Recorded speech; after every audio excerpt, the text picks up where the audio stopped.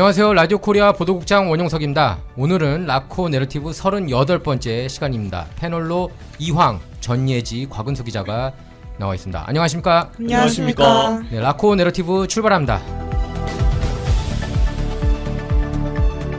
네, 오늘 잡은 첫 번째 주제인데요. 일단 도널드 트럼프 전 대통령 저희가 이거 진행할 때마다 계속 기소되는 것 같은데 네 번째 낯설지도 않아요 이제. 네 번째 기소가 됐습니다. 그래서 네 번째 형사 기소된 공화당 대선 유력주자 도널드 트럼프 전 대통령에 대해 조지아주 검찰이 이렇게 마피아 잡을 때 쓰는 그런 그 법이거든요. 리코법. 조직폭력범들을 이렇게 잡을 때 쓰는 법이 조직폭력범들을 상대로 한 그런 리코법을 적용해서 논란이 되고 있습니다.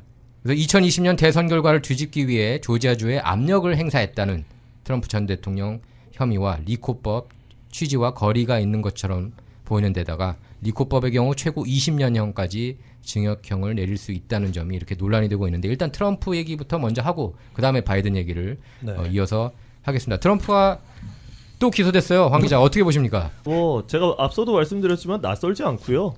지금 대선이 다가올수록 너가 잘했네, 네가 잘했네 이제 하는 시기다 보니까 이제 그런데 이번 기소 같은 경우에는 조금 무겁다. 아까 리코법 말씀을 하셨는데 사실 갱을 상대로 하는 그 형법을 가지고 지금 도널드 트럼프 대통령한테 적용을 했다. 거의 조직폭력범 잡듯이 이렇게 하는 거예요. 사실 그러니까 이제 조지아주에다가 지금 내가 지금 10,000표 이상 뒤지고 있으니 그 표 뒤집을 수 있게끔 찾아내라라고 이제 전화를 했다. 그래서 그게 이제 논란이 되고 있죠. 네네, 그거를 이제 적용을 한 것인데 트럼프 대통령 같은 경우에는 눈 하나 깜짝하지 않을 것 같고요.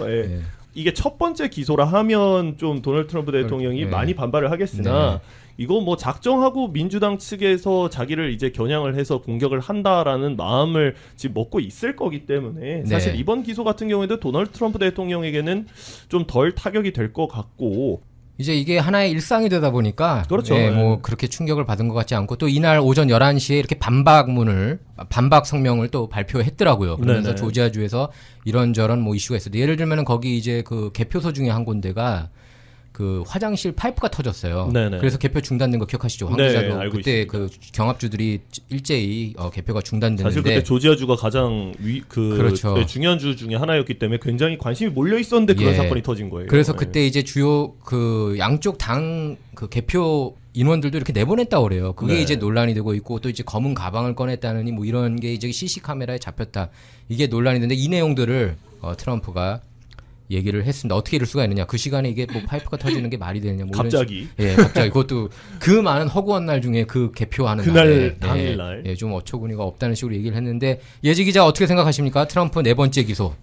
네, 트럼프 전 대통령님이 역대 대통령 중에 기소된 첫 그렇다 해놓고 지금 네 번째 기소가 이어지고 있잖아요. 자기 기록을 계속 깨고 있어요. 그렇죠. 근데 이번에 또 중범죄 혐의가 13개가 적용이 됐고 41가지 범죄가 나열됐다고 하는데 사실 트럼프 전 대통령이 실제로 그랬다 해도 그분을 지지하는 분들의 마음이 바뀌거나 오히려 그럴 것 같진 않고 아까 황 선배님이 말씀하신 것처럼 더 결집하는 그게 되지 않을까. 근데 트럼프 전 대통령이 이제 15일에 트루스 소셜에 글을 올려서 이제 조지아에서 발생한 사기에 대해서 보고서를 작성했다고 오는 21일에 발표를 하겠다고 했거든요. 기자회견을 통해 더 밝혀지겠죠. 자세한 사실들이. 그래서 지금 이제 트럼프가 자기가 그때 그랬거든요. 세 번째 기소까지는 이렇게 얘기를 했어요. 자기가 이건 좀 즐기고도 있다. 그러면서 한 번만 더 기소되면 내가 확정이다. 대선 후보. 그렇게 이제 얘기를 했는데 굉장히 이제 긍정적으로 생각하는 대통령인지 아니면 독특한 그런 분인지 잘 모르겠어요. 근데 어쨌든 정치적 탄압이 확실히 있는 것 같습니다. 이런 걸 볼 때 지금까지 4차례 기소되면서 적용된 혐의가 모두 91개. 굉장하네요. 91개를 다 무혐의로 편결을 받을지는 모르겠습니다. 자, 은서 기자 어떻게 보십니까? 트럼프 네 번째 기소. 일단 앞서서 헌터 바이든 같은 경우에는 4년이라는 긴 시간 동안 특검한테 이렇게 조사를 받았는데 트럼프 전 대통령은 이제 짧은 시간 안에 많이 이렇게 나한테 화살이 돌아온다. 이거는 뭔가 잘못됐다. 이렇게 주장을 하고 있습니다. 일단 퇴임을 했는데도 불구하고 이번에 네 번째로 기소가 된 것에 대해서는 주목은 많이 되겠다. 왜냐면 정치 관심이 없었던 분들도 뉴스에 계속 나오니까 이거 뭔가 관심을 좀 더 갖고 약간 이런 거는 있는 것 같아요. 그리고 또 찾아보니까 조지아 스테이시 재판 과정 같은 것 촬영하는 게 합법이라고 하더라고요. 네. 그래서 이런 것들이 잘 되면 중계 같은 게 되지 않나. 중계 가능성도 있지 않을까 이런 생각도 들어요. 그러니까 트럼프가 재판받는 것을 생중계 할 수 있다. 조지아 주법에 따라서. 사실 그게 합법이긴 합니다만, 조도 이사님께서도 아시겠습니다만, 이 법정에 들어갈 때는 촬영 허가는 받을 수 있지만 그게 이제 방송이 되기까지는 좀 쉽지 않기 때문에. 그렇죠.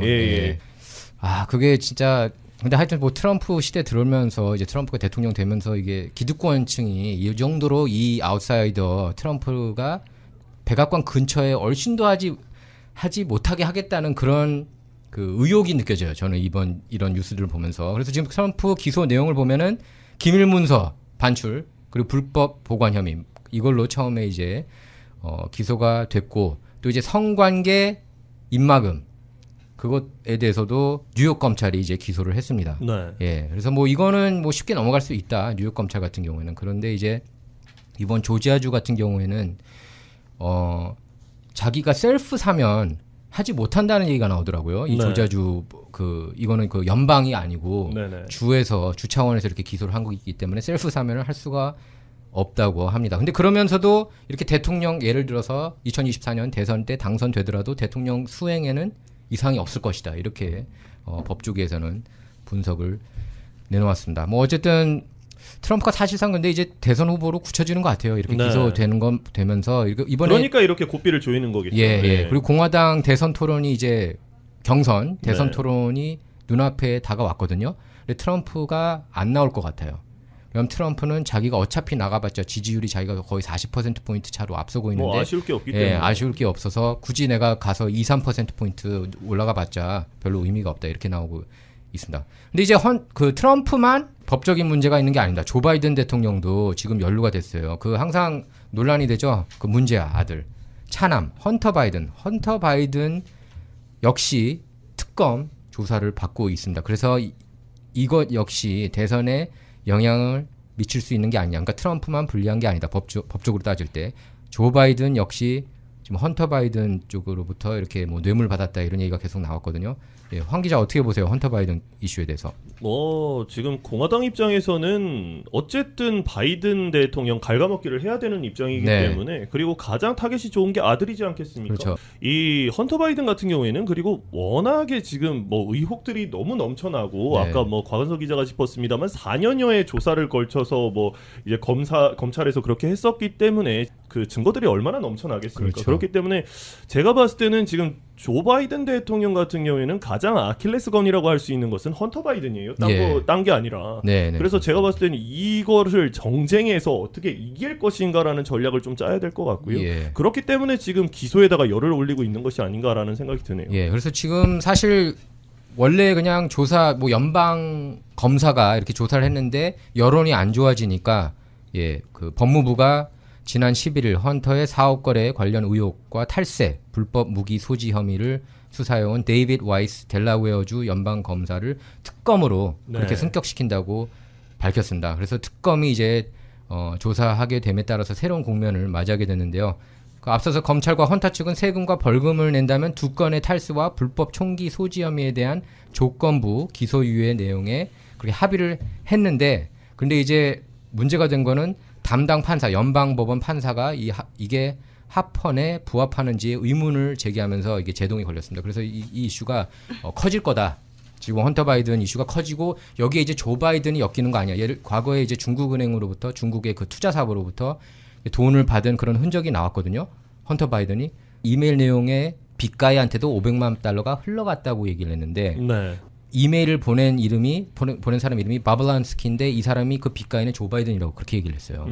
그래서 이제 이 이슈도 커질 수 있다는 겁니다. 또 이제 논란이 되는 게 헌터 바이든 그러면은 또 마약, 코케인 사용했던 사람이잖아요. 근데 이제 2018년 그때 한창 이제 코케인 흡입하고 있었을 텐데 2018년 10월 자신이 마약 중독자라는 사실을 인지하고도 권총을 소지해서 그 총기법도 위반했다는 그런 혐의를 받고 있습니다. 예지 기자 어떻게 보세요? 헌터 바이든 쪽도 지금 법적으로 쉽지 않은 상황에 몰려 있는데. 합의를 하기로 했다가 기소될 가능성이 있는지를 물었더니 검찰이 그렇다고 말하니까 이제 헌터 바이든 측 변호인이 그러면 합의는 없다 네. 하고 합의가 불발됐다가 또 협상인데 또 불발됐잖아요. 네. 근데 이게 어쨌든 범죄에 대해서 인정은 하고 있다는 부분이고 이제 형량을 어떻게 할 거냐 그렇죠. 이거에 대해서 얘기를 하고 맞아요. 있는 건데 네.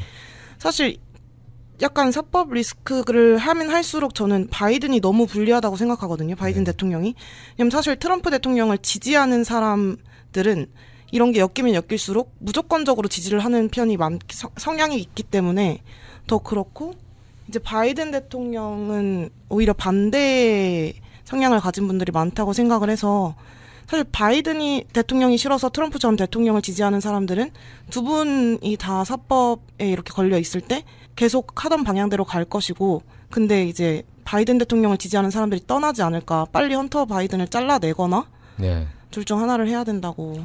예, 그래서 일단 메릭 갈랜드 법무장관은 특검팀을 이렇게 임명하면서 헌터에 대한 수사가 내년까지 넘어갈 가능성이 있다고 그렇게 얘기를 했고 차기 대선이 시행되는 시기까지도 갈 수 있다고 그렇게 얘기를 해서 이게 어쨌든 공화당 입장에서는 계속 공격할 수 있는 그런 빌미를 제공했다고 할 수가 있겠습니다. 사실 뭐 공화당 입장에서는 지금 공격할 수 있는 건덕지가 그밖에 없지 예. 않을까. 예. 건덕지가 아니라 예. 지금 이슈가 그밖에 예. 없지 않을까라는 생각이 드네요. 예, 왜냐하면 조 바이든 대통령이 그랬거든요. 내 아들은 털끝 하나 잘못한 거 없다고. 네. 그런데 이제 가면 갈수록 이렇게 말을 바꾸고 있어요. 조 바이든이 계속 그렇게 내 아들은 절대 잘못한 거 없다고 얘기하다가 원래 토끼 부모님 입장에서는 토끼 자식이 이뻐 보일 수밖에 없죠. 뭘 하든 간에요. 예, 헛발질을 하든. 네, 그래서 일부 공화당원들은 헌터를 조사하기 위해 이렇게 계속 특검을 요청해 왔어요. 특검이 필요하다. 왜 공화당 진영만 왜 특검 자꾸 이렇게 조사하느냐? 특검 여러 명 지금 잭 스미스 특검도 있고 트럼프를 계속해서 이렇게 90개 혐의 이상으로 그렇게 기소를 했는데 어떻게 민주당 쪽은 특검이 이 정도로 이렇게 증거가 많은데 특검이 없을 수가 있느냐. 그래가지고 결국에 메릭 갈랜드가 바이든 정부 산하임에도 불구하고 기소를 했죠. 네. 법무장관이. 그래가지고 저희 특검을 임명을 이렇게 했는데 그리고 헌터 바이든은 중국 투자 사모펀드를 운용해서 뭐 $10,000,000 그러니까 아버지하고 이렇게 $500만 나눠 가졌다는 그런 비판을 계속 받아왔고 또 우크라이나 에너지 기업 있지 않습니까? 부리스마. 네. 부리스마 홀딩스 임원이 됐어요. 그 군대에 나오고 나서. 근데 이제 우크라이나 언어도 모르고 에너지 전문가도 아닌데 어떻게 이렇게 임원으로 고용될 수 있느냐. 그래서 부당 이익을 챙겼다. 이런 의혹을 받았습니다. $86,000씩 받았습니다. 매달. 네. 매달 $86,000면은 연 거의 $100만 가까운 거예요. 그렇죠. 예. 근데 이제 좀 모르겠습니다. 이거는 뭐 나중에 특검이라든가 검찰 측에서 네. 조사를 해야겠습니다만 바이든 대통령도 당시에 아마 대선을 생각을 했을 거란 말이에요. 그렇겠죠. 예, 네. 그렇기 때문에 그 토끼구를 내 아들은 절대 아니야 이런 마음이죠. 뭐 그럴 수도 네. 있고요. 예, 근데 이제 뭘 하든 간에 좀 불리한 상황에 대비해서 저스트인 케이스를 위해서 토끼굴은 여러 개를 파놔야 된다라는 옛날 속담도 네, 있지 않습니까? 네. 그렇기 때문에 바이든 대통령도 이거와 관련해서는 대선을 놓고 생각을 했었을 거기 때문에 좀 빠져나갈 구멍들이 많이 있지 않을까라는 생각도 드네요. 네. 그리고 이제 조 바이든이 이제 실수한 것 중에 하나가 이제 우크라이나가 사실 굉장히 부패한 국가 중에 하나인데 그렇죠. 여기 그 부리스마에 대한 조사가 들어갔어요. 검찰이 여기 조사가 들어갔는데 그 증인으로 이제 헌터 바이든 임원이니까 나왔어야 되는 거예요. 근데 그 증인으로 채택을 하자마자 조 바이든이 협박을 했습니다. 그 검찰총장한테 우크라이나 검찰총장한테 그 수사를 중단하지 않으면은 원조비 안 보낼 거야. 네. 그렇게 얘기를 해버렸어요. 그래서 우크라이나 대통령이 따졌어요. 아니 이거 말이 네가 부통령도 아니고 나 대통령도 아니고 부통령인데 네가 그럴 힘이 있느냐. 근데 그때 이제 조 바이든 이거는 다 그 영상으로 이렇게 올라간 모습이 그 공개 영상으로 다 사람들이 이렇게 알고 있는 뉴스인데 그때 조 바이든이 그럼 네가 하고 싶은 대로 한번 해봐 어떻게 되는지 이렇게까지 얘기를 했다고요. 근데 결국 이 문제가 이렇게 커질지는 제가 볼 때 조 바이든이 예상하지 못했던 것 같아요. 지금 바이든하고 트럼프 둘 다 어쨌든 법적인 문제가 발목을 잡을 수 있다는 건 어느 정도 이렇게 양쪽 당들이 다 그 일치하는 그런 의견을 내고 있는 것 같습니다. 예, 은석 기자 얘기하세요. 근데 저는 개인적으로 헌터 바이든이 바이든 대통령의 아들이긴 하지만 장기적으로 봤을 때 그리고 지금까지 봤을 때도 바이든 대통령의 앞으로 행보에 되게 걸림돌이 될 것 같다는 생각이 많이 듭니다. 왜냐면 일단 앞서서 말씀하신 코케인 같은 마약 그런 것도 있지만 형수와의 불륜설도 맞아요. 있었고 예. 사생활을 형수와의 이렇게 불륜을 저지르는 동안에도 사생활을 낳았다 이런 의혹도 있었고 네. 증거도 많이 있었는데 이런 것들이 다 지금 거의 뭐 묻히고 탈세 혐의 이런 것만 이렇게 대두가 되고 있는데 이런 거에 대해서 되게 걸림돌이 되지 않나 앞으로도 생각이 맞아요. 듭니다. 그리고 또 다른 여성하고도 이렇게 사생활을 낳았는데 그 양육비를 지원 안 해서 소송이 제기되기도 했습니다. 그러니까 이런 뉴스들은 근데 사실 대다수 언론이 좀 약간 민주당 성향이다 보니까 많이 커버를 안 하는 뉴스들입니다. 네, 어쨌든 제가 볼 때는 그런데 이변이 없는 한 트럼프하고 바이든이 재대결을 할 것 같아요. 지금 이 상황에서 민주당에서도 지금 바이든에 대항할 후보가 없고 뭐 로버트 케네디 주니어는 약하고 그렇죠. 예, 그리고 공화당 진영에서도 솔직히 론 디샌티스는 이렇게 많이 밀리는 뭐 차기 대선으로 노리면 될 것 같고요. 지금 좀 지지율이 많이 밀리고 어떻게 보면은 기소되면서 더 밀리게 됐습니다. 그렇죠. 그래서 지금 트럼프하고 바이든이 내년에 재대결을 펼치게 되는데 이렇게 법적인 이슈들이 계속 발목을 잡고 있는 그런 상황에서 진짜 전대미문의 대선이 이런 데에서는 전 본 적이 없는 것 같아요. 그리고 피로감이 굉장히 쌓여가네요. 예, 알겠습니다. 자, 라코 내러티브 두 번째 주제입니다. 예, 버락 오바마 전 대통령의 그런 양성의 성향이 드러난 편지가 공개돼서 파문을 일고 있습니다. 이게 여러 언론들이 이제 보도했는데 뭐 팍스뉴스도 보도하고 뉴욕포스트도 보도했는데요. 오바마가 지난 1982년 당시 여자친구였던 알렉스 맥니어에게 보낸 편지 그 수정본을 입수했는데 편지에서 그러니까 이게 원래는 안 나왔어요. 이 대목이 지워져 있었다가 이거를 누가 밝혀낸 겁니다. 그래서 편지 보면은 오바마가 이렇게 얘기를 해요. 난 매일 상상 속에서 남자와 사랑을 나눈다. 그러니까 그 남성하고 매일 메이크 러브를 머릿속에서 하고 있다. 이런 얘기를 한 겁니다. 또 내 마음은 상당히 양성적이다. 육신에 있어서는 남자로 태어났기에 이 우연을 받아들이기로 했다. 이렇게 얘기를 했다고 그래요. 편지가 발송된 건 1982년 11월이었고 오바마가 21살 때였다고 합니다. 황 기자 어떻게 보세요? 이 뉴스. 오바마 전 대통령 같은 경우에는 이 게이설이 아주 많이 돌았었고요. 맞아요. 사실. 맞아요. 예. 네, 많았습니다. 그렇기 네, 때문에 사실이에요. 예. 그리고 뭐 미셸 오바마와 그 전 영부인과 결혼을 하시고 나서 뭐 또 워낙에 또 칭송을 받는 대통령 중에 하나로 거듭나서 이게 묻혀 있었다라고 맞아요. 봐야 되겠는데 네, 묻혀 그런데 있었어요. 예, 네. 이제 하나씩 둘씩 드러난다. 저는 좀 이거 같은 경우에는 좀 다르게 접근을 좀 해봤어요. 제가 뭐 민주당을 지지하는 것은 네. 아니고요. 조 바이든 대통령이 되기 위해선 버락 오바마 전 대통령의 좀 지지가 필요하지 않겠습니까? 네. 예, 워낙에 지금 전 대통령 중에서 민주당 진영에서는 가장 강한 파워를 가진 전 대통령 중에 한 명이다 그렇죠. 보니까 그 조 바이든은 지금 역대 가장 약한 지지율을 지금 그렇죠. 선보이는 대통령이죠. 이 뭐 빌 클린턴 전 대통령이 나와서 뭐 지지를 한다. 그것보다는 그 미셸 오바마를 와 함께 있는 버락 오바마 전 대통령의 지지를 받아야 되는 입장이기 때문에 이게 그리고 앞서서 이게 수정본이라고 하셨는데 딱 요 부분이 지금 지워졌다가 다시 나왔다라고 해요. 예. 그렇기 때문에 이거는 뭐 그러니까 언론들이 커버 쳐준 거예요. 그동안. 그렇죠. 예, 뭐 커버 쳐줬다고 할 수 있지만 저는 좀 다르게 생각을 하는 건 일단 뭐 팍스 뉴스 같은 경우에는 좀 보수의 그렇죠. 언론이기 때문에 이 사실 진보 옹호 언론들이 넘쳐나는 세상 속에서 지금 그렇죠. 이제 보수를 옹호한다는 언론 중에 하나이기 때문에 이런 기사를 좀 대서특필을 하지 않았나. 네. 그리고 이제 이런 기사 같은 경우에는 사실 뭐 버락 오바마 전 대통령의 전 그 대통령 시절의 성과를 까내린다기보다 이제 개인적인 인신 공격에 가깝기 때문에 좀 신뢰성을 떨어뜨릴 수 있다. 이런 측면에서는 조 바이든 대통령의 지지 이것마저도 조 바이든 대통령의 지지를 좀 떨어뜨리기 위한 하나의 전략일 수 있다라고 계산을 할 수 있겠네요. 왜냐하면은 정계 그 전문가들이 얘기하는 게 이 뉴스가 예를 들어서 오바마 대선 사이클 때 나왔다. 그러면은 당선 못 됐을 것이다. 이렇게 얘기를 해요. 그렇죠. 제가 볼 때 2008년이었잖아요. 그 당시에 이런 게 나왔다. 그러면 제가 볼 때 대선 당선이 안 됐을 겁니다.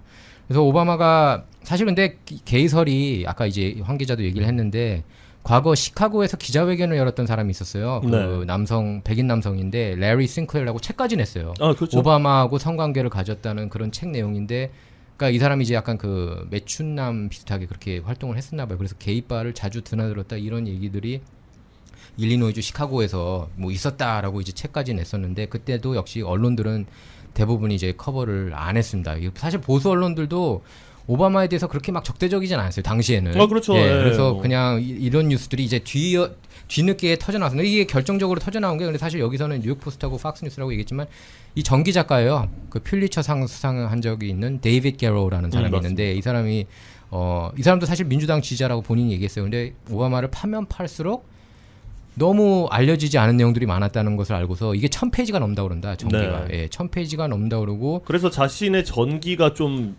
많이 좀 짜집기가 된 부분도 없지 않아 있다라고 얘기까지를 했었죠. 맞아요. 예, 그래서 오바마가 그 아버지 그 Dreams of My Father인데 그 전기가 그 아버지와 아버지 꿈 뭐 관련된 그런 책인데 그 내용도 조작된 게 많다 이렇게까지 얘기를 했어요. 예지 기자 어떻게 보세요 이번 뉴스?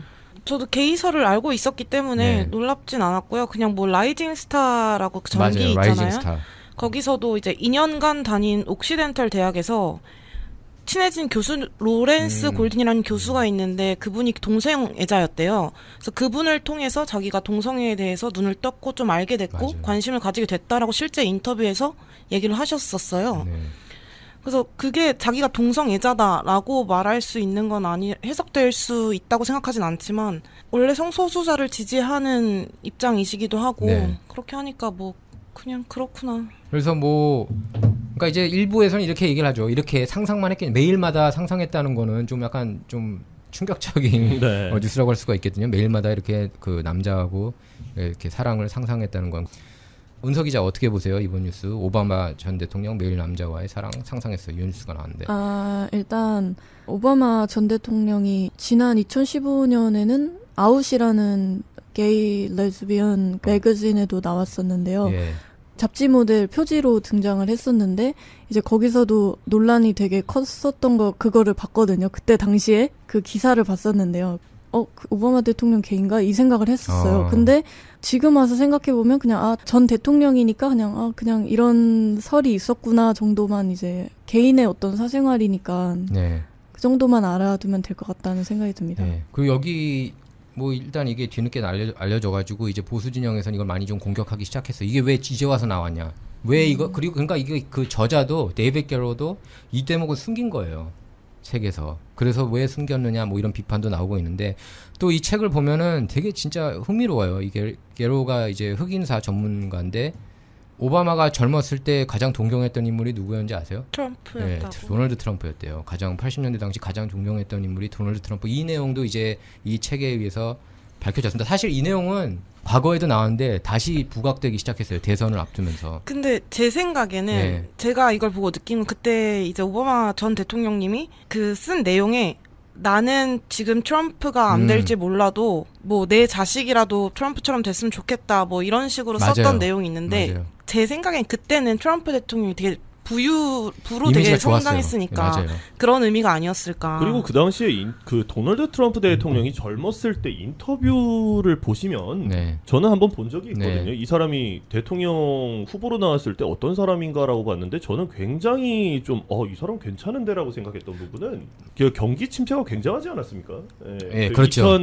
2008년 이후에 그랬는데 미국 경제 약점을 정확하게 짚습니다. 이거는 정말 개혁이 필요하고 우리가 이 부분에 있어서만큼은 정말 우리 뭐 법적인 제도라던가 바꿔야 된다. 그렇기 때문에 우리 국민들이 우리가 부자만 잘 살자고 하는 것이 아니다. 나도 부자지만 부자들만 잘 살라고 하는 게 아니라 이렇게 하다 보면 부자가 잘 살게 되고 그 밑에 계층들도 잘 살게 빈부격차를 줄이자는 것이지 빈부격차가 커지자고 말하는 것이 아니다라는 인터뷰도 한 적이 있거든요. 그런 것들을 봤을 때 뭐 도널드 트럼프 대통령은 젊은 시절 도널드 트럼프 대통령은 버락 오바마 대통령 입장에서도 이 사람 괜찮네. 뭐 저처럼 생각했을 수도 있고요. 맞아요. 그리고 트럼프가 젊었을 때 그러니까 사실 80년대부터 유명했던 인물이거든요. 80년대부터 유명했던 인물이어서 그 이제 대통령 후보로도 88년에도 거론이 된 적이 있었고, 근데 이제 그 당시에 이제 그 협상의 예술이라는 책이 베스트셀러가 됐어요. 그래서 그 당시에는 사실 트럼프가 굉장히 전 세계적으로 각광을 받았던 때고. 유명한 책이죠, 그거. 그리고 사실 트럼프가 공화당 대선 후보로 출마하기 전까지는 이미지가 언론에서도 좋았어요. 뉴스위크에서도 가장 존경받는 인물 1위 뭐 트럼프가 나오고 래퍼들도 좋아하고 연예계들도 다 좋아하고. 대팍해서 그렇지. 그리고 사실 어프렌티스 쇼도 15년 동안 굉장히 시청률이 좋았고 인기를 많이 끌었으니까. 그랬는데 이제 뭐 그러니까 오바마도 그 중에 한 명이었겠죠. 그래서 뭐 어렸을 때는 젊었을 때는 자기 딸들이 이렇게 트럼프처럼 됐으면 좋겠다. 뭐 이런 내용까지 나왔는데 예, 언론들은 또 여기에 대해서 별로 다루지 않다가 이거 게로우가 또 이거를 언급하면서 다시 조명되고 있는 것 같아요. 오바마에 대해서. 자, 지금 이제 지난 화요일 광복절이었는데, 그쵸? 광복절이었는데 원자폭탄 얘기 안 할 수가 없죠. 원자폭탄으로 인해서 사실 한국도 해방이 될 수 있었다고 봅니다. 근데 이제 원자폭탄을 만든 사람 과학자가 누구죠? 오펜하이머. 예, 오펜하이머죠. 오펜하이머에 대한 영화가 최근에 개봉이 됐습니다. 크리스토퍼 놀란 감독이 연출한 작품인데 그 영화 보신 분 있나요, 여기? 저는 봤습니다. 예, 지난 주말에 봤는데 3시간짜리 영화인데 3시간인가요? 예, 3시간이에요. 3시간이에요. 그래서 그 전과 후까지 다 나와요. 그리고 그 오펜하이머에 대해서 많이들 몰랐는데 이분이 약간 공산주의 맞습니다. 성향이 있어가지고 결국에 그 시큐리티 클리런스, 그 보안 자격증을 박탈당해요. 그 한국말로 하면은 저거죠. 국가보안법 위반처럼 그렇게. 예, 맞아요. 예. 보안법에 이 사람은 위법을 할 수 있는 위험 분자다라고 그렇게 판단을 합니다. 그 정부기관에서. 왜냐하면은 오펜하이머 전 부인 그 사람이 이제 공산당원이었고, 네네네. 그 과학자들이 당시에는 또 공산당 쪽에 좀 이렇게 호의적인 그런 과학자들이 좀 많았더라고요. 그 맨해튼 프로젝트, 이제 그 원자폭탄 만드는 그 프로젝트 팀이 있지 않았습니까? 거기 들어가 있는 과학자들 보면은, 그리고 그 과학자들 안에서도 스파이가 또 있었고, 네, 맞습니다. 그 스파이가 또 이제 소련 가가지고 사실 핵무기 만드는데 일조했다. 아까 아내라고 말씀을 하셨는데 그 아내가 캐서린이죠. 네. 네. 네, 그래서 이제 나중에는 이 오펜하이머를 미국 정부에서 좀 써보자 이렇게 해서 뒷조사를 하지 않았겠습니까? 얼마나 중요한 했죠. 프로젝트를 하는데. 그래서 이 사람이 공산주의자에 대한 동정심이 없구나라고 판명이 돼서 이제 그렇게 미국 정부에 들어가게 된 것이고. 맞아요. 예, 그리고 그 당시에는 미국하고 소련하고 이렇게 힘을 합쳤을 때 상황이잖아요. 그러니까 그렇죠. 공산주의에 대해서 그렇게 적대적이지 않았을 때. 왜냐하면 나치 독일한테 이겨야 되니까. 일단은 이겨야 되니까 힘을 뭉쳐서. 근데 이 맨해튼 프로젝트가 출발하게 된 이유 중에 하나가 이제 아인슈타인 때문이에요. 아인슈타인이 독일이 지금 원자폭탄 이런 거 핵폭탄 그렇죠. 준비하고 있다, 나치가. 여기에 앞서서 우리가 빨리 만들어야 된다는 식으로 이렇게 얘기를 합니다. 그때 루즈벨트 대통령으로 제가 기억을 해요. 그런데 이제 루즈벨트 대통령이 그 이후에 이제 트루만이 이제 맨해튼 프로젝트를 출범을 시키죠. 그러면서 그렇죠. 이제 거기 디렉터로 오펜하이머를 앉힙니다. 근데 이 영화 보면은 오펜하이머 굉장히 대단한 바람둥이고 뭐 여자 거기 배드신이 좀 많더라고요. 영화가 의외로. 예, 의외로 배드신이 좀 많은데 어쨌든 거기서 그 첫 번째 부인하고. 근데 이제 첫 번째 부인하고의 관계 때문에 결국에 이게 발목이 잡힌 거예요. 나중 스토리를 보면은. 근데 이제 뭐 원자 폭탄을 과연 터뜨렸어야 되느냐 뭐 논란이 많아요. 이게 왜냐면은 사망자들뿐만 아니라 그 후손들까지 악영향을 미치잖아요. 그렇죠. 이 핵이라는 게. 그렇죠? 그래서 뭐 어쨌든 히로시마하고 나가사키에 이 원자폭탄이 터진다는 것을 오펜하이머는 모릅니다. 그 영화를 보면은.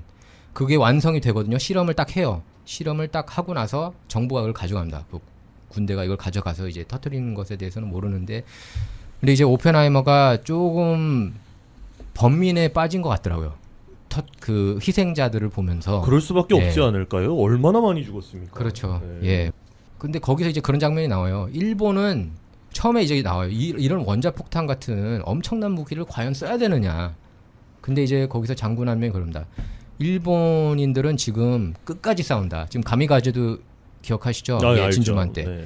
이 사람들은 자기 목숨이 죽더라도, 그러니까 자살 테러 비슷하게 그렇게 할 사람들이기 때문에 미군이 거의 본토에 침공하면은 굉장히 많은 미군이 이제 희생이 될 거다. 이렇게 결론을 내려요. 그래서 그렇기 때문에 원자폭탄을 투하해야 된다라고 또 결론을 냅니다. 결과적으로 봤을 때는 이제 일본 나가사키와 히로시마에 원자폭탄이 떨어짐으로 해서 그 즉시 그 일본 천황이 무조건 항복을 하지 않았습니까? 그렇죠. 근데 히로시마 터뜨렸을 때는 바로 항복을 안 했죠. 안 했죠. 나가사키까지 갔어서 이제 그 무조건 항복을 한 것인데 그런 점들을 봤을 때는 아까 장군이 말했다는 그 부분은 좀 모르겠습니다. 제가 일본 사람이 아니기 때문에. 근데 그리고 그때가 일본이 코너에 몰렸을 때지 않겠습니까? 코너에 몰렸을 때였습니다. 동남아시아 해역권들을 미국에게 다 뺏기면서 이제 코너에 몰린 상태에서 정말 마지막 항쟁을 하겠다라고 준비를 하고 있는 와중에 그냥 한 네. 방에 그렇게 나가사키와 히로시마에 터진 거기 때문에 그 부분에 있어서는 아마 일본과의 전쟁이 원폭이 터지지 않았으면 과연 끝났을 것인가라는 분석들도 많아요. 예, 맞습니다. 근데 어쨌든 히로시마가 이제 그거를 타당했다라고 보시는 분들은 히로시마에 터트렸는데도 바로 항복 안 했다. 그렇죠. 그렇기 때문에 저기 3일 뒤에 나가사키에 근데 이렇게 사실 원자폭탄은 원자폭탄 터진 거는 정말 너무 안타까운 일이고 그 피폭이라 그러잖아요. 맞아요. 원폭 피해자분들은 지금 대대손손 지금 그거에 대한 그렇죠. 피해 때문에 힘들어하고 계시고 뭐 일본뿐만 아니라 그다음 저기 한국 분들도 그 당시에 끌려가신 분들이 굉장히 많았는데 희생이 많았는데 참 그런 부분에 있어서는 굉장히 원폭은 절대 안 된다. 그러니까 일본 그 천황 체제 그 군대 거기에 이렇게 폭격을 가한 것은 뭐 상관이 없는데 무고한 시민이 수많은 시민이 이렇게 희생됐다는 그런 지적이 나오고 있습니다. 끝까지 싸우겠다는 뭐 그런 걸 보였기 때문에 이제 그런 얘기들이 나오거든요. 그래서 이거는 이렇게 끝내야겠다. 이렇게 해야지 미군 희생이 당시에는 아마 미군 희생을 가장 계산을 많이 했을 거예요. 미국 입장에서는 일본인들이 얼마나 죽을까 그걸 걱정하는 것보단 미군 희생을 줄여야겠다는 그런 목적에서 이 폭탄을 투하했던 것으로 보입니다. 그 오펜하이머 보면은 이제 상상을 하거든요. 오펜하이머가 이렇게 그 핵폭탄으로 인해서 원자폭탄으로 인해서 이렇게 그 소녀 한 명이 이렇게 살이 막 뜯어지는. 근데 그걸 자기 딸을 넣었대요. 크리스토퍼 놀란이. 그래서 자기 가족, 친척들이 이런 일을 당할 수 있다는 것을 이렇게 메시지를 주고 싶었다고 합니다. 자, 여러분께서는 라코네러티브를 듣고 계십니다. 저는 원용석 보도국장이고요. 여기 이황, 전예지, 곽은석 기자가 나와 있습니다. 자, 세 번째 주제는 일론 머스크 그리고 마크 저커버그 결투 둘 간의 이제 결투에 대한 내용인데 일론 머스크가 저커버그한테 이런 얘기를 했어요. 이소룡이 아니면 난 못 이긴다. 그러니까 이소룡이 사실 그렇게 키가 큰 사람은 아니었잖아요. 그렇죠. 뭐 5피트 7인치 8인치 그 정도인데 그러니까 네가 나보다 키가 작고 덩치도 작으니까 나한테 안 돼. 뭐 이렇게 얘기를 했어요. 근데 거기에 앞서서 저커버그가 머스크한테 그렇게 얘기를 했죠. 도발을 하더라고요. 네. 내가 볼 때 너는 이렇게 심각하게 진짜 싸울 의향이 없는 것 같다. 그런 식으로 얘기를 했어요. 이거 지금 이렇게 장난 이렇게 할 거면은 그냥 뭐 이거 집어쳐라. 뭐 이런 식으로 얘기를 사실 그걸 했습니다. 보면서 저는 그렇게 느꼈어요. 저커버그가 야 싸우려면 진짜 싸우자. 그러니까. 너 왜 자꾸 뒤에 숨어가지고 안 나오냐. 이제 싸우자. 이렇게 대놓고 도발을 한 것처럼 느껴졌습니다. 예. 그리고 지금 그 일론 머스크가 최근에 무릎 수술 받아야 된다고 그렇게 또 얘기를 하지 않았나요? 네. 예. 그래서 이제 저커버그가 또 피하려고 하는 거 아니냐 이러는데 예지 기자 어떻게 보십니까? 저도 약간 저는 일론 머스크 CEO가 피하는 느낌이 들고 일론 머스크가? 네, 저는 솔직히 체구 때문에 당연히 일론 머스크가 좀 유리하지 않을까 생각을 했었는데 자신감을 이렇게 보이는 이 마크 저커버그의 언행들이 오히려 자신 있는 쪽은 이쪽이구나, 피하는 쪽이 일론 머스크구나 이렇게 느껴졌어요. 아니 왜냐하면은 마크 저커버그 입장에서는 자기가 몇 년간 이걸 훈련을 했잖아요. 그렇죠. 주짓수를 몇 년간 훈련을 했고 아마추어 대회에서 이렇게 뭐 우승도 했다고 하는데 뭐 이것도 논란이 많더라고요. 실제로는 우승 못했. 근데 어쨌든 보면은 이제 저커버그 키가 171cm. 작네요. 그렇게나 작아요? 그리고 170도 안 된다는 얘기도 있더라고요. 근데 그 일론 머스크는 188. 일론 머스크가 188이나 되나? 거의 한 190 정도 돼요. 예. 그러니까 이렇게 덩치만 놓고 보면은 좀 그런데 모르죠. 뭐 사실 주짓수면은 작은 사람들이 큰 사람 이기거든요. 왜냐하면 UFC 같은 경우에도 옛날에 이렇게 작은 선수들이 이렇게 주짓수 기술로 이렇게 상대를 제압하는 경우가 많이 있었습니다. 그러니까 사실 제가 저번에도 말씀드렸지만 주짓수 같은 경우에는 관절기지 타격기가 아니기 때문에 이 작은 선수들이 들어가서 품 안에 파고 들어가서 이제 뭐 꺾기 기술이라던가 이런 거 들어가면은 아무리 키가 큰 사람이라도 당해낼 재간이 없죠. 파고 들어가는 건 아무래도 좀 작은 선수가 더 큰 선수한테 잘 파고들지 않습니까? 그 반대보다. 그렇죠. 그래서 그거를 제가 볼 때는 저커버가 믿고 한번 붙어보자 하는 것 같은데. 자신이 있는 것 같아요. 근데 머스크는 일단은 그래서 이렇게 얘기를 한 거예요. 우리의 체격 차이를 고려할 때 그럴 가능성은 거의 없지만 당신이 현대판 이소룡이라면 나를 이길 수 있을 거다. 뭐 이렇게 얘기를 했는데 붙을 것 같아요? 어떻게 안 붙을 것 같아요? 제가 봤을 때는 흐지부지 될 것 같고요. 그리고 일론 머스크 지금까지 제가 봐왔던 그냥 개인적인 생각은 일론 머스크 성정이라면 네. 지금 이미 싸우고도 남았어야 되고요. 예. 제가 봤을 땐 그 성격에 워낙에 그냥 즉흥적으로 뭘 하는 걸 좋아하는 사람이지 않습니까? 마크 저커버그 그 일론 머스크가. 그렇죠. 예. 근데 지금 저커버그는 꾹 참고 있다가 한마디 했어요. 야 진짜 싸울 거면 싸우자. 나와라. 근데 또 무릎 수술한다고 들어가냐 뭐 이런 거 아니겠습니까? 예. 그럼 이제 일론 머스크도 이제 대놓고 나와야 되겠죠. 근데 무릎 예. 수술한다 그러면 뭐 어떻게 하겠습니까? 그 못하는 거죠. 예를 들어 만약에 머스크가 이긴다, 그럼 테슬라 주식 올라갈까요? 아니, 주식에도 영향 미칠 것 같아요. 거기까지 가는 거는 거기까지 안 갈 것 같아요. 예. 메타 주식 뭐 여기는 영향 안 미칠 것 같습니까? 뭐 그렇다고 해서 뭐 CEO가 정말 뭐 절대 그런 일이 있어서는 안 되겠지만 CEO가 정말 말도 안 되는 너무 치명상을 입어서 네. 뭐 정말 병원에 오래 계시거나 이러지 않는 이상은 뭐 주가에는 영향이 없을 것 같고. 그때 머스크가 한번 조로건 쪽에서 마리화나 펴가지고 주가가 한번 내려간 적이 있었죠. 근데 이제 그 당시에는 이제 워낙에 그 테슬라라는 기업 자체가 이제 막 성장을 확 하던 때라서 그런 거고. 그때 탄력을 막 받았을 때였던 것 같아요. 네, 그렇기 때문에 이제 그 주식은 그랬던 건데 워낙에 뭐 대기업들인데 뭐. 근데 어쨌든 머스크도 좀 기분이 나빴나 봐요. 그래서 저커버그한테 이렇게 문자를 가장 최근에 보냈는데, 내가 저기 펠로엘토 갈 거다. 거기 옥타곤에서 싸우자. 이렇게 대놓고 이렇게 얘기를 했습니다. 예, 한번 근데 안 싸울 것 같아요. 이게 우리가 뉴스를 벌써 이거 내러티브에서만 2번 다뤘는데, 어쨌든 사람들한테 이렇게 이슈가 됐다는 거, 그것 자체로 목적을 달성한 게 아닌가 싶습니다. 그리고 저도 그냥 개인적으로 봤을 때는 둘이 싸우면 왠지, 사실은 저는 덩치만 보고 일론 머스크가 이길 것 같다라는 생각을 했거든요. 근데 저커버그가 진짜 주짓수 그 하는 영상을 보니까 좀 사실 저도 좀 예전에 이제 복싱을 좀 했었기 때문에 이제 보면 저는 저도 덩치가 있기 때문에 아웃복서가 아니라 인파이터거든요. 근데 인파이터들이 가장 무서워하는 게 아웃복서예요. 그러니까 멀리서 때리고 치고 빠지고 치고 빠지고 하다 보면 저희가 힘이 빠져가지고. 메이웨더가 그걸 잘했죠. 메이웨더가. 근데 저기 누구죠? 그 마크 저커버그도 그런 식으로 치고 빠지면 뭐 일론 머스크 당해낼 재간이 있겠습니까? 그러니까 저커버그가 제가 볼 때도 이게 아무래도 경험이 더 많다 보고, 나이가 39살로 훨씬 젊잖아요. 그렇죠. 그래서 좀 더 패기가 있을 것 같은데 모르겠습니다. 뭐 일론 머스크가 지금 매일 맹운을 받다가 이렇게 다쳤다고 그러는데 안 일어날 것 같아요. 저도. 뭐 UFC 무대를 둘이 맞붙는 그 경기장을 이탈리아 로마 콜로세움까지도 고려했다는 얘기까지 나왔잖아요. 무슨 머스크가 그랬죠. 뭐 갑자기 이탈리아 정부 합의해서 로마 콜로세움에서 대결을 진행한다고. 근데 이걸 보고 저는 느낀 게, 진짜 일론 머스크는 약간 논란을 좋아하고 약간 화제를 만드는 걸 좋아하고 관종이라고 약간 저는 생각을 하거든요. 그걸 노렸던 건데 생각 외로 마크 저커버그가 너무 진지하게 나왔던 거죠. 그래서 약간 당황하고 빠지는 게 아닐까. 문석 기자 어떻게 생각하십니까? 그 저커버그는 인스타그램 같은 거 봐도 주짓수로 엄청 도배가 돼 있더라고요. 그래요? 네, 그래서 이 사람은 진짜 진심이구나 주짓수에. 근데 그거에 비해서 그 일론 머스크 CEO는 이제 그냥 약간 해프닝 만들고 싶어하고 약간 논란만 만들고 싶어하는 것 같아서 웃겼어요. 제가 볼 때도 안 일어날 것 같고, 솔직히 그리고 훈련을 더 오랫동안 했다는데 몇 년간 그걸 어떻게 이기겠어요? 지금 뭐 일론 머스크는 몇 달 전만 해도 한 번도 훈련 안 해본 사람 아니니까. 그렇죠. 아무리 덩치가 더 크고 민간인이랑 싸우면 어떻게 되겠어요? 그리고 가장 지난주 주말이었죠. 지난주 토요일 이제 전예지 여기 계시는 전예지 기자가 이렇게 속보를 딱 쳤는데, 한인타운 좀 화제를 바꿔서 한인타운 주말 저녁 총격 사건을 보도했습니다. 그 대치극이었죠? 네네.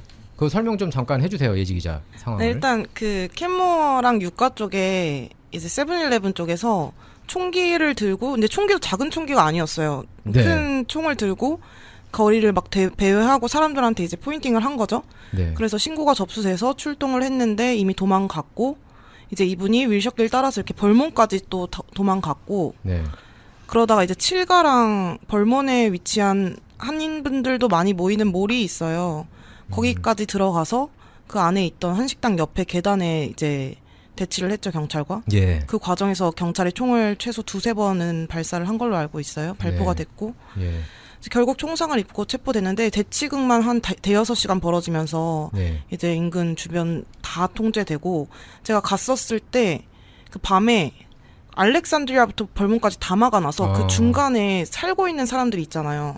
집을 그 사람이 가고 싶은데 집도 못 가게 하는 거예요, 경찰이. 아이고, 불편했겠네요. 네, 그렇죠. 다 완전 통제였죠. 네. 여기 계시는 이완 기자도 이렇게 고바오 식당몰까지 가서 이제 인터뷰도 좀 했고, 그죠? 네, 지원해서 이렇게 취재했고 현장에 피가 많았다면서요. 네, 이제 그날 이제 예지 기자를 백업을 해주려고 갔었던 거고요, 저는. 예, 그런데 두 분 다 수고 많았습니다. 예, 현장에 갔는데 이미 그 사람이 피를 정말 철철 흘렸던 곳은 이미 다 지워져 있고요. 네네. 이제 돌아다니면서 이제 곳곳에 피 자국이 떨어져 있는 부분들이 많았던 것이죠. 예. 이게 그 범인이 한인은 아니었죠. 예. 백인 남성이었죠. 네, 백인 남성이었고 35살? 35살. 예, 알겠습니다. 근데 한인타운 이번 이 사건을 보면서 사람들이 이렇게 많이 불안하다. 한인타운 치안이 또 이렇게 불안해지는 거 아니냐 그런 우려를 나타내고 있고 또 이제 지금 경찰도 8,000명대로 떨어졌다는 그런 뉴스 저희가 지난 내러티브 시간에 전하지 않았습니까? 네. 어떻게 보세요, 황 기자? 이거 좀 치안이 불안해지고 있는 거 아니에요, 한인타운? 불안한 것은 하루 이틀 일이 아니고요. 그렇죠. 전예지 기자가 취재를 했던 그 한인 이 씨 얘기도 들어보면 그러니까 한인 이 씨가 아마 그 근처에 살고 있던 모양인데 그 이 씨가 하는 얘기는 그렇습니다. 이게 하루 이틀 일이 아니지 않냐. 그렇기 때문에 흔한 일상처럼 돼버렸기 때문에 이거 같은 경우에는 우리가 스스로 조심하는 수밖에 없다. 그러니까 이제 공권력보다 내가 내 몸을 스스로 지켜야 되는 때가 됐다라고 얘기할 정도로 지금 치안이 안 좋은 상황이고 경찰 수를 당장 늘린다 한들 못 하겠죠. 예. 네, 당장 늘린다 한들 치안이 얼마나 좋아지겠냐라고 걱정을 하는 건 이제 프레시맨 그러니까 새로 들어온 신입 경찰들이 이제 대거 투입이 될 텐데 그렇게 되면은 그 노하우라던가 이런 것도 현장에서는 무시를 못 하거든요. 예, 그렇기 때문에 치안이 그렇게 빨리 늘어나게 될 것인가. 당분간은 좀 우려를 해야 되는 상황이 아닌가라는 생각이 듭니다. 그래서 그런 얘기도 나오더라고요. LA 경찰국이 베테랑 기자들, 은퇴한 경찰들을 다시 이렇게 데려오는 게 더 당장에 효과적인 게 아니냐 그런 얘기도 나오고 있습니다. 은서 기자 어떻게 보세요? 일단 저는 사건이 발생한 그때 한 새벽 12시쯤에 밥을 먹으러 갔었는데요. 친구들이랑. 새벽 12시에 밥을 먹으러 갔다. 그게 더 놀라운데요. 새벽 12시. 근데 어디였냐면 헐리우드 인근에 있는 선셋 블러바드에 있는 어떤 음식점이었어요. 근데 길을 가는데 경찰이 길을 막아놓은 거예요. 12시인데. 그래서 뭔가 관련이 있지 않을까. 왜냐면 한인타운 주변이었거든요. 거의. 그런데 차를 이렇게 막아놓고 교차로를 이렇게 막아놓고 통제를 하고 있는 거예요. 그래서 이게 그 사건이랑 관련이 있을 수 있겠다는 생각을 했어요. 근데 약간 무뎌져서 무뎌졌다고 하는 거는 이제 우리가 정말 그 사건을 눈으로 보지 않았으니까 하는 얘기잖아요. 근데 현장 취재를 갔을 때 업주분께서 얘기를 하십니다. 이게 갑자기 사람들이 내 식당으로 뛰어 들어오더라, 우르르. 그리고 내가 시키지도 않았는데 우리 업소 문을 잠그더라. 그래서 이제 물어봤겠죠, 당연히. 무슨 일이냐, 밖에. 그랬더니 어떤 남자가 총을 들고 돌아다닌다. 그래서 너무 위험해서 들어왔다. 그러니 좀 대피할 수 있게 해달라. 진짜 불안했을 것 같아요. 예. 그래서 업주분도 놀래서 이제 그러면 우리 여기 앞에 있으면 어쨌든 다 유리로 돼 있고 이러니까 들어가서 안쪽 이제 조리대 쪽으로 더 들어가자고. 그래서 수시간 동안 있었다고 합니다. 수시간 동안 있었는데 그 당시에 이제 한인들이 많이 이용하는 웹페이지나 이런데 그런 경험담들이 엄청나게 올라왔어요. 2시간 동안 움직이질 못했다. 너무 무서웠다. 이게 어떻게 된 일이냐. 공포에 떨었네요. 그렇죠. 공포에 떨었죠. 그런 걸 봤을 때 지금 우리는 공포와 함께 살고 있는 것이 아니냐. 그만큼 상황이 지금 악화됐다라고 얘기를 할 수 있겠네요. 예. 근데 이게 LA가 전반적으로 너무 강성 진보 정책들이 지난 수년간 이어져 왔기 때문에 이런 범죄들도 늘어나는 게 아닐까. 저는 이제 그렇게밖에 결론이 안 나와요. 솔직히. 그리고 이 단속도 더 해야 되고 물론 경찰 증원을 당연히 해야 되고 만약에 진짜 루키 경관 찾기 힘들면 지금 찾기 힘들잖아요. 아카데미 졸업생도 지금 원래 60여 명인데 30여 명밖에 없다면서요. 그렇죠. 그러면은 이렇게 베테랑 은퇴한 그런 베테랑 경관들을 다시 이렇게 채용하는 방법이라도 써가지고 이렇게 빨리 좀 원래 베스 시장이 9,500명까지 늘리겠다고 약속을 했잖아요. 그럼 약속은 그런 식으로 어떻게든 지키려고 하는 모습이 필요한 게 아닌가 싶어요. 예, 아무튼 알겠습니다. 예, 자, 라코 내러티브 방송 여기서 마치도록 하겠습니다. 청취자 여러분 소감은 저희 유튜브 게시판을 통해 전해주시기 바랍니다. 애청해주셔서 감사합니다. 감사합니다.